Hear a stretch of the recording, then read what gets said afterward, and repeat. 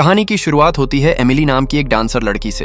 Emily अपनी car चलाकर अपनी दोस्त बेट के घर एक डिनर पार्टी के लिए जा रही है और ठीक इसी पल एमिली के हाथ में पकड़े फोन की स्क्रीन पर बिना किसी दबाव, बिना गिरे या टकराए, फोन की स्क्रीन पर अपने आप एक बड़ी सी दरार पड़ जाती है।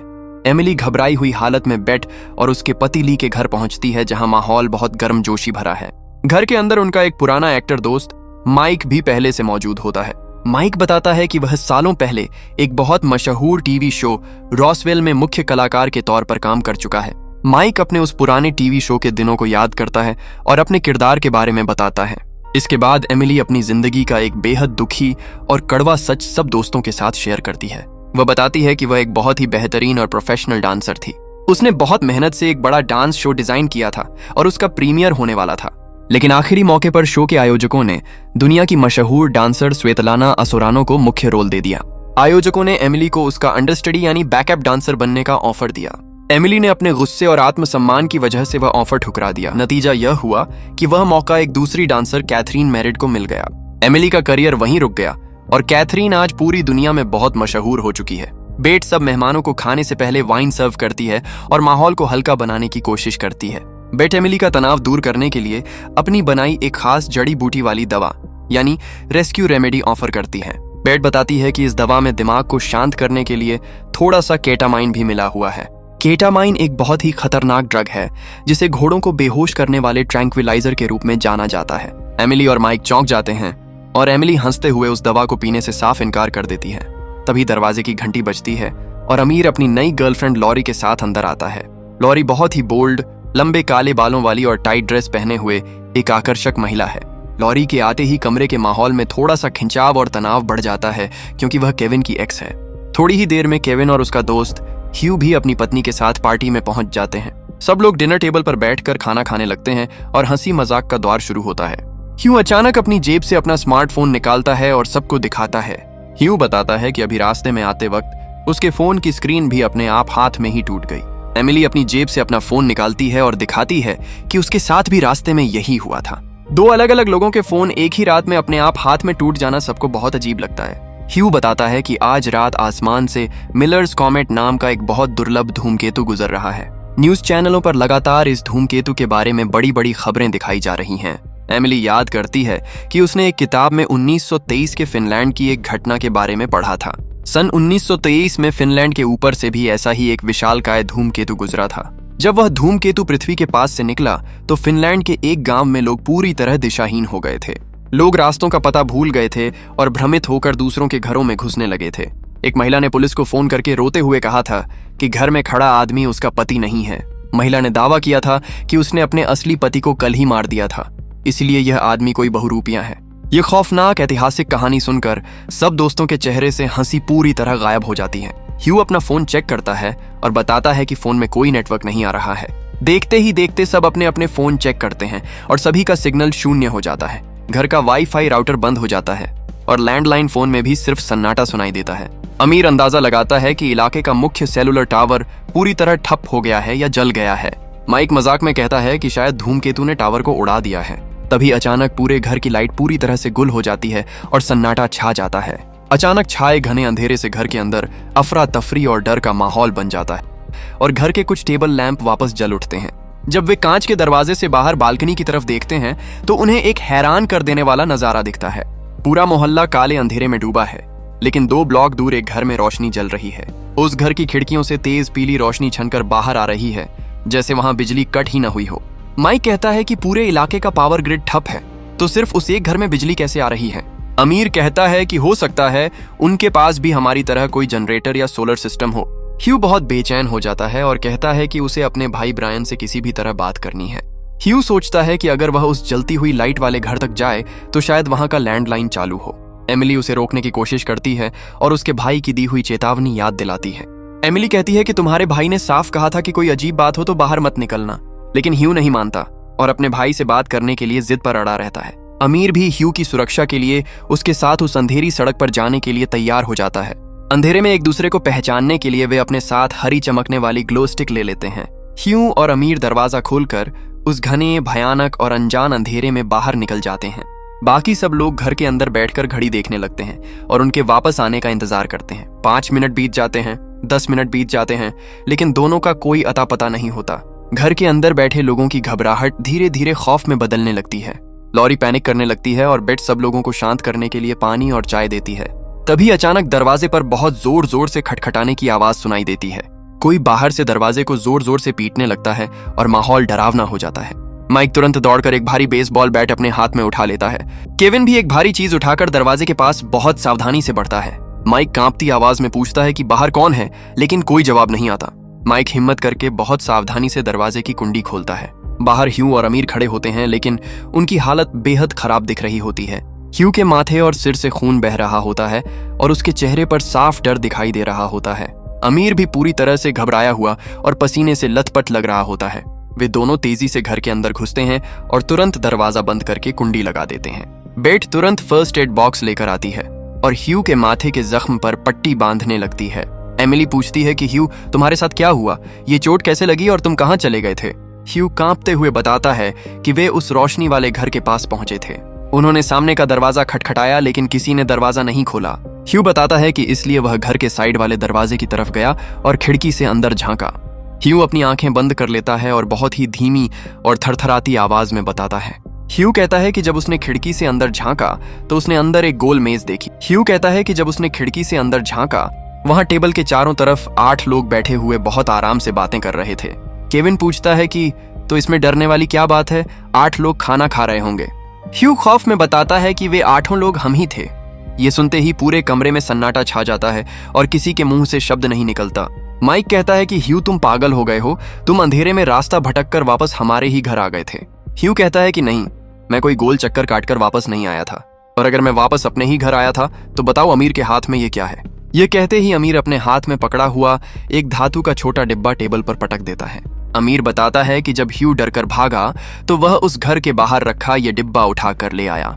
केविन और माइक हिम्मत करके उस धातु के डिब्बे का ढक्कन खोलते हैं। जैसे ही डिब्बा खुलता है, अंदर रखी चीजों को देखकर सबके पैरों तले जमीन खिसक जाती है। उस डिब्बे के अंदर 3 चीजें रखी होती हैं। पहला एक पिंग पोंग यानी टेबल टेनिस का पैडल, दूसरा एक छोटा सा पासा और तीसरा कुछ तस्वीरें। माइक उन तस्वीरों को हाथ में उठाता है और देखता है कि वे तस्वीरें उसी डिनर पार्टी की थीं। उन तस्वीरों में घर में मौजूद सभी 8 दोस्तों के चेहरे साफ साफ दिखाई दे रहे थे। सबसे डरावनी बात यह थी कि उन तस्वीरों में सबने बिल्कुल वही कपड़े पहन रखे थे जो वे अभी पहने हुए थे। तस्वीरों में एमिली वही ड्रेस पहने दिख रही थी जो उसने आज रात इस पार्टी के लिए पहनी थी। लेकिन यह तस्वीर किसने खींची, कब खींची? किसी को याद नहीं था कि घर में कोई कैमरा इस्तेमाल हुआ हो। और जब वे उन तस्वीरों को पलटकर देखते हैं तो हर तस्वीर के पीछे लाल मार्कर से कोड लिखे थे। किसी की तस्वीर के पीछे 1 लिखा था, किसी के पीछे 2 और किसी के पीछे 5 लिखा था। ये देखकर घर में मौजूद सभी लोगों के होश उड़ जाते हैं और चारों तरफ खौफ फैल जाता है। एमिली और ह्यू मिलकर डिब्बे से मिली चीजों और नंबरों का मतलब समझने की कोशिश करते हैं। माइक गुस्से में बाहर जाने लगता है, लेकिन एमिली सबको एक जगह बैठकर शांति से सोचने को कहती है। ह्यू अपने भाई ब्रायन की क्वांटम फिजिक्स की थ्योरीज को याद करने की कोशिश करता है। ह्यू बताता है कि क्वांटम फिजिक्स में एक बहुत मशहूर थ्योरी है जिसे श्रोडिंगर्स कैट, श्रोडिंगर की बिल्ली कहा जाता है। इस सिद्धांत के अनुसार जब तक किसी डिब्बे को खोला नहीं जाता, बिल्ली एक ही समय में जिंदा भी होती है और मृत भी, यानी 2 अलग अलग संभावनाएं एक साथ अस्तित्व में रहती हैं। लेकिन जैसे ही कोई डिब्बे को खोलकर देखता है, ब्रह्मांड किसी एक रियलिटी को चुन लेता है। ह्यू समझाता है कि आज रात गुजरने वाला मिलर्स कॉमेट कोई साधारण धूमकेतु नहीं है। इसके पास एक बहुत ही शक्तिशाली और अकल्पनीय गुरुत्वाकर्षण और इलेक्ट्रोमैग्नेटिक फील्ड है। जब यह धूमकेतु पृथ्वी के बेहद करीब से गुजर रहा है तो इसने स्पेस और टाइम के ताने बाने को तोड़ दिया है। इसके प्रभाव से हमारी जो एक एकल वास्तविकता थी वह टूटकर कई टुकड़ों में बंट गई है, यानी एक मल्टीवर्स या पैरेलल यूनिवर्स का निर्माण हो गया है। इसे आसान शब्दों में ऐसे समझिए, बाहर सड़क पर जो अंधेरा फैला हुआ है वह कोई साधारण अंधेरा नहीं है, वह एक डार्क जोन है जो अलग अलग दुनियाओं को आपस में जोड़ता है। जब आप इस घर के अंदर सुरक्षित बैठे हैं तो आप एक निश्चित रियलिटी में हैं, लेकिन जैसे ही कोई इंसान इस घर से बाहर निकलता है और सड़क के उस डार्क जोन में कदम रखता है, वह अनजाने में अपनी असली दुनिया से कट जाता है और किसी दूसरे समानांतर ब्रह्मांड के रास्ते पर चला जाता है। यानी उस पूरे इलाके में सिर्फ एक घर नहीं है बल्कि अनगिनत समानांतर घर मौजूद हैं। हर घर में वही 8 दोस्त बैठे हैं और वही डिनर पार्टी चल रही है, लेकिन हर समानांतर घर में कुछ न कुछ छोटा सा अंतर मौजूद है। जैसे किसी घर के लोगों ने सुरक्षा के लिए नीली ग्लो स्टिक चुनी है, किसी घर के लोगों ने लाल ग्लो स्टिक चुनी है तो किसी घर में हरी ग्लो स्टिक है, किसी घर में डिब्बे के अंदर पिंग पोंग पैडल रखा गया है। किसी दूसरे घर में डिब्बे के अंदर कंघी या कोस्टर रखा गया है और किसी तीसरे घर में डिब्बे के अंदर पासा या स्टेपलर रखा गया है। जब ह्यू और अमीर पहली बार बाहर गए थे तो वे सड़क के उस डार्क जोन से गुजरे थे। वे अपने असली घर वापस नहीं लौटे थे, बल्कि किसी दूसरे यूनिवर्स के घर में चले गए थे, और जो डिब्बा वे उठाकर लाए थे वह किसी तीसरे यूनिवर्स का था। यह एहसास होते ही घर के अंदर बैठे 8 लोगों के रोंगटे खड़े हो जाते हैं। उन्हें समझ आता है कि उस अंधेरी सड़क पर घूम रहे वे अकेले नहीं हैं, बल्कि अनगिनत समानांतर ब्रह्मांडों से निकले उनके अपने ही हम शक्ल डॉपलगैंगर्स उस अंधेरे में भटक रहे हैं। जैसे जैसे रात ढलती है, घर के अंदर का माहौल किसी डरावने सपने जैसा होने लगता है। तभी दरवाजे पर फिर से दस्तक होती है और कोई दरवाजे के नीचे से एक चिट्ठी अंदर सरका देता है। जब वे उस चिट्ठी को उठाकर पढ़ते हैं तो उसमें लिखा होता है कि बाहर निकल जाओ वरना अंजाम बुरा होगा, और उस चिट्ठी पर माइक की हैंडराइटिंग होती है। माइक चीखता है कि मैंने यह चिट्ठी नहीं लिखी, मैं तो पूरे समय तुम लोगों के सामने खड़ा था। तब उन्हें एहसास होता है कि यह चिट्ठी किसी दूसरे यूनिवर्स के माइक ने लिखी है जो उन्हें धमकी दे रहा है। माइक का दिमाग पूरी तरह घूम जाता है और वह गुस्से में आकर एक धमकी भरा खत लिखने लगता है। एमिली उसे समझाने की कोशिश करती है कि हिंसा करने से सब कुछ तबाह हो जाएगा, लेकिन घर में डर इतना बढ़ चुका है कि कोई किसी की बात सुनने को तैयार नहीं होता। अमीर और ह्यू के बीच बहस शुरू होती है और वे आपस में हाथापाई करने लगते हैं। केविन हथियार की तलाश करने लगता है और लॉरी डर के मारे कोने में बैठकर रोने लगती है। एमिली घर के अंदर का यह पागलपन, चीख पुकार और हिंसा देखकर अंदर से पूरी तरह टूट जाती है। वह कमरे के एक कोने में खड़ी होकर अपने दोस्तों को जानवरों की तरह लड़ते हुए देखती है। उसे एहसास होता है कि उसका अपना असली यूनिवर्स और उसका असली बॉयफ्रेंड केविन अब पीछे छूट चुके हैं। एमिली चुपके से रसोई से एक भारी चीज उठाती है और घर का पिछला दरवाजा खोलकर उस अंधेरी सड़क यानी डार्क जोन में अकेली निकल पड़ती है। बाहर का नजारा बेहद डरावना है और पूरी सड़क घने ठंडे अंधेरे में डूबी हुई है। आसमान में वह विशालकाय धूमकेतु हरी और सफेद रोशनी बिखेरता हुआ तैर रहा है। एमिली अंधेरे में अकेली पैदल चलती है और एक एक करके अलग अलग घरों की खिड़कियों से झांकती है। पहले घर की खिड़की से देखने पर पता चलता है कि अंदर माइक के हाथ में बंदूक है और सब लड़ रहे हैं। एमिली डरकर वहां से आगे बढ़ जाती है। दूसरे घर के पास पहुंचने पर दिखता है कि वहां दरवाजे टूटे हैं और लोग रो रहे हैं। एमिली उस घर को भी छोड़ देती है और आगे बढ़ती रहती है। तीसरे घर में सब लोग बेहोश पड़े होते हैं और तबाही मची होती है। आखिरकार एमिली को एक ऐसा घर मिलता है जो बाहर से देखने पर बहुत ही शांत लग रहा है। एमिली उस घर की खिड़की के पास जाती है और अंदर झांकती है। अंदर का नजारा देखकर उसकी आंखों में आंसू आ जाते हैं। उस घर के अंदर का माहौल बिल्कुल वैसा ही था जैसा शाम को पार्टी की शुरुआत में था। वहां कोई बत्ती गुल नहीं हुई थी, कोई झगड़ा नहीं हुआ था, कोई पैनिक नहीं फैला था। टेबल पर मोमबत्तियां जल रही थीं। सब दोस्त बैठकर हंस हंस कर बातें कर रहे थे। केविन मुस्कुराते हुए बातें कर रहा था और यह एक परफेक्ट यूनिवर्स था। एमिली को एहसास होता है कि उसे वही घर मिल गया है जिसकी उसे तलाश थी।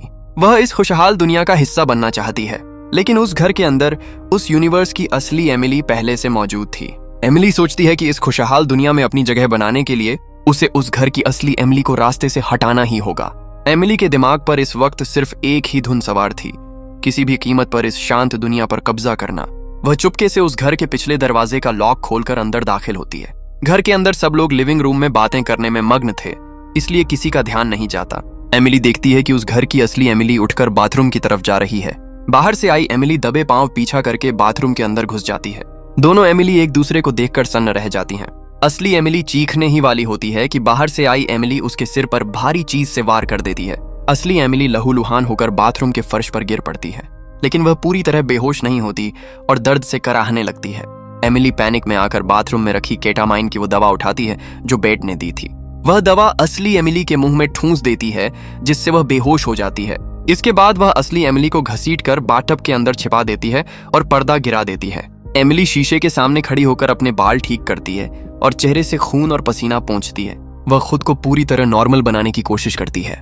वह बाथरूम का दरवाजा खोलकर बाहर आती है और जाकर डिनर टेबल पर बाकी दोस्तों के साथ बैठ जाती है।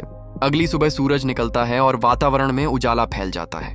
धूमकेतु मिलर्स कॉमेट अब पृथ्वी की कक्षा से बहुत दूर जा चुका होता है। इसके साथ ही ब्रह्मांड की टूटी हुई सीमाएं वापस जुड़ जाती हैं।